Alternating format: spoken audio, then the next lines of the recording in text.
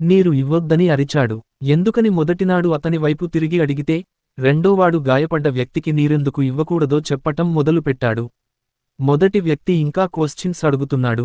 ఓ పక్కన లోపలి వ్యక్తి బాధతో నీరు కావాలని దయనీయంగా మూలుగుతూ అర్థిస్తూ ఉంటే వీళ్ళిద్దరూ గాయపడిన వారికి నీరివ్వటం వల్ల కలిగే ప్రమాదాలను గురించి చర్చించుకోసాగారు. మొదటివాడు పెద్దవైన కళ్లతో వింటుండగా, రెండోవాడు తన జ్ఞానాన్ని గిఫ్ట్గా ఇవ్వటం మొదలుపెట్టాడు. సార్, మీకేం కాలేదు కదా అంటూ అరుపు వినబడేసరికి నేను వెనక్కి తిరిగాను.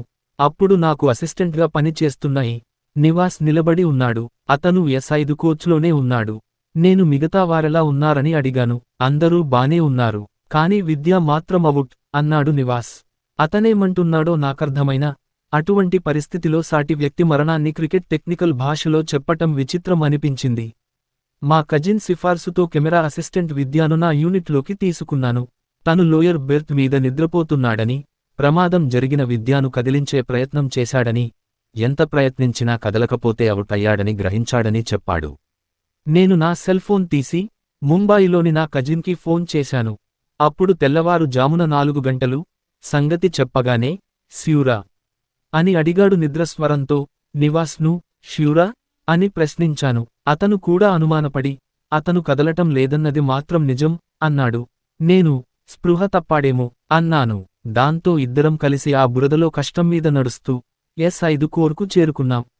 అది 45 డిగ్రీలు వాలుగా ఒరిగిపోయి ఉంది. దాని కిందికి వెళ్ళి విద్యాను పిలుస్తూ కేకపెట్టాడు నివాస్. ఒక మూలుగు వినిపించింది. నేను వెంటనే నివాస్, అతను బ్రతికే ఉన్నాడు అనగానే, నివాస్, అతను విద్యా కాదు, మూర్తి అన్నాడు. మూర్తి ఎవరు అనడిగితే, అతను కోచ్లో రాత్రి పరిచయమయ్యాడని విద్యా పై బెర్త్ మీద, మూర్తి మధ్య బెర్త్ మీద పడుకున్నారని అన్నాడు. మూర్తి చిక్కుకుపోయాడని నివాస్ చెప్పాడు. విద్య బతికున్నాడేమో చూడమంటూ నివాస్ మూర్తిని అడిగాడు.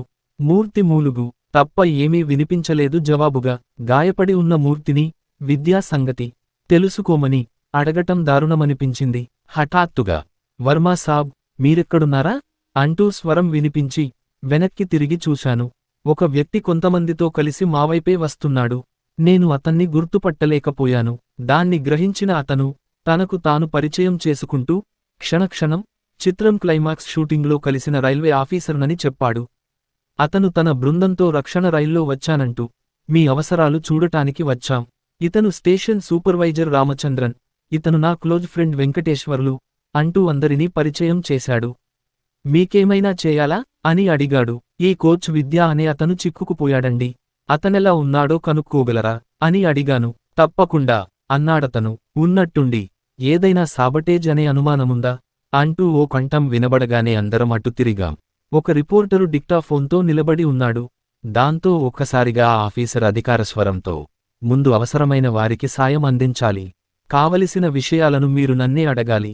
నా పేరు నర్సింగ్ రావు. ఆ మిస్టర్ రావు మరునాటి పేపర్లో తన పేరును చూసుకోవాలనే తాపత్రయంలో ఉన్నాదని నాకు అర్థమైంది. ఇంతలో అక్కడికి దగ్గరలోని గ్రామం నుంచి ఒక వ్యక్తి వచ్చాడు. అతను కనిపించాడు. తన గ్రామం చుట్టుపక్కల ఇటువంటి ప్రమాదం అంతకు ముందెప్పుడూ జరగలేదని మహోత్సాహంగా అతను చెప్పుకున్నాడు. జీవితాంతం అతను తన పిల్లలకు, మనవలకు ఈ కొత్త ఎక్స్పీరియన్సు గురించి అలుపెరగకుండా చెబుతాడని గెస్ చేశా.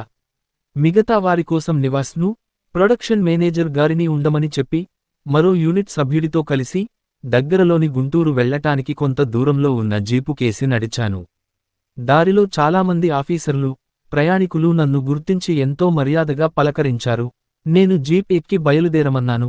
డ్రైవరు నావైపు చూపాకటి విసిరి, బురదలో చిక్కుకుపోయిన జీపు చక్రాన్ని చూపించాడు. అలా జరుగుతుందని తను ముందే చెప్పినప్పటికీ తనను పట్టించుకొని ఆ ఆఫీసర్లను ఆగకుండా తిట్టాడు. అతనికి నన్ను గురించి, ఆ ప్రమాదాన్ని గురించి ఏమీ పట్టలేదు.